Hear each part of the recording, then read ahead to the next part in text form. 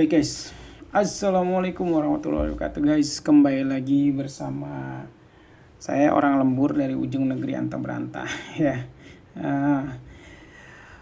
Soal pemilu 2024 ya, nggak lepas dari caleg-caleg yang lagi fenomenal ya. Entah itu Anies, entah itu Ganjar, entah itu ya Prabowo ya, entah itu siapalah ya, siapa lagi yang jadi caleg gitu. Nah ini tapi di samping semua itu bahwa ada sistem yang menjalani proses pemilu itu ya, yaitu KPU ya. Nah KPU ini ada lembaga yang nantinya mengatur semua kontestasi terhadap pemilu itu ya. Entah itu pemilihan presiden, entah itu pemilihan legislatif, entah itu pemilihan partai. Nah, tapi di sini ada berita menarik dari inilah.com ya. Nah, Ketua KPU pastikan mantan napi boleh nyalek di 2024. Ini kalau saya flashback waktu umur saya masih sekolah ya, itu kerja aja harus pakai surat catatan kelakuan baik dari kepolisian. Nah, kok makin kesini makin ada yang aneh gitu ya. Mantan napi boleh nyalek. Ya itu jelas kelakuannya kan udah aneh gitu. Ini waduh, ada sesuatu yang salah di sini atau memang ada pesanan gitu ya. Tapi coba saya bacain nih dari inilah.com ya.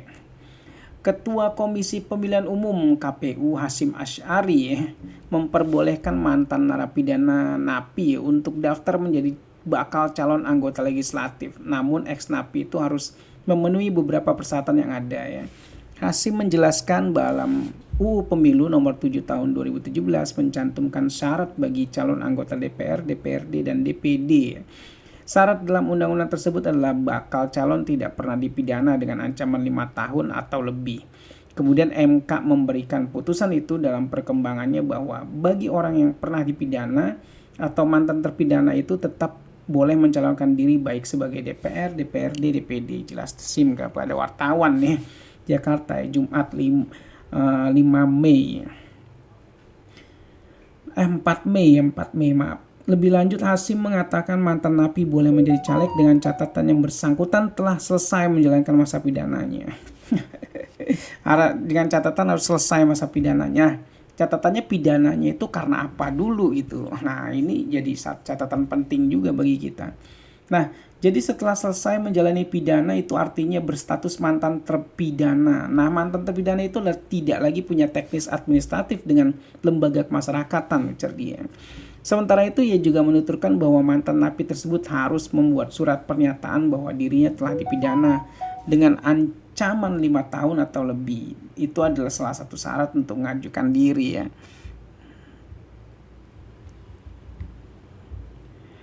Sebagai mengajukan diri sebagai bacalek atau bahkan calon legislatif untuk pemilu 2024. Selain itu juga membuat publikasi atau mengumumkan kepada publik melalui media massa tentang status dirinya pernah dipidana. Tetap Hasyim ya. Nah, dari ini tulisannya MA memperbolehkan mantan napi jadi caleg. Mahkamah Agung maksudnya. Sebagai informasi, Mahkamah Agung sudah mengeluarkan putusan soal keikutsertaan mantan napi dalam pemilu ya.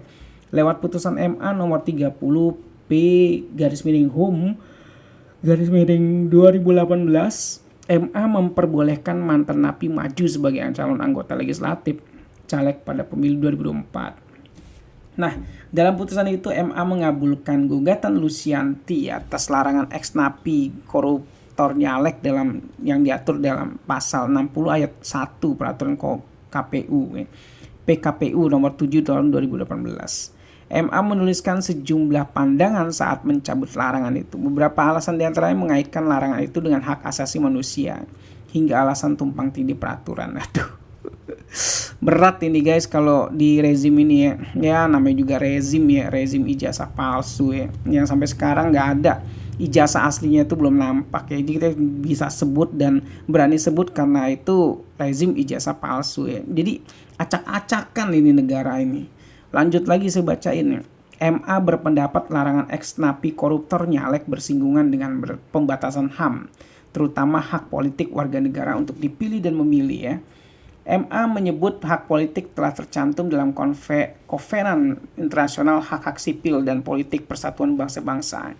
Indonesia juga telah meratifikasi Kovenan itu melalui UU nomor 12 tahun 2005 ya. Mahkamah pun mengutip pasal 43 ayat 1 UU nomor 39 tahun 99 tentang hak asasi manusia. Pasal itu menjelaskan setiap warga negara berhak memilih dan pemilih dalam pemilu ya. Bahwa dalam undang-undang HAM di atas sangat jelas diatur bahwa setiap warga negara mempunyai hak yang sama untuk dipilih dan memilih. Dalam pemilihan umum dikutip dari salinan putusan MA nomor 30P/HUM/2018. Nah itu guys sekilas beritanya guys. Nah, tapi sekali lagi guys ya, kalau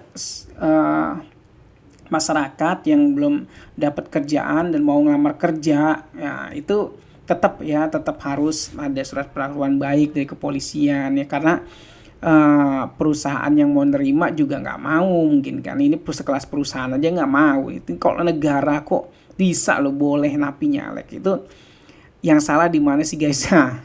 Kalau udah ketemu salahnya di mana, silahkan komen di kolom komentar ya. Nanti kita bahas lagi ulang.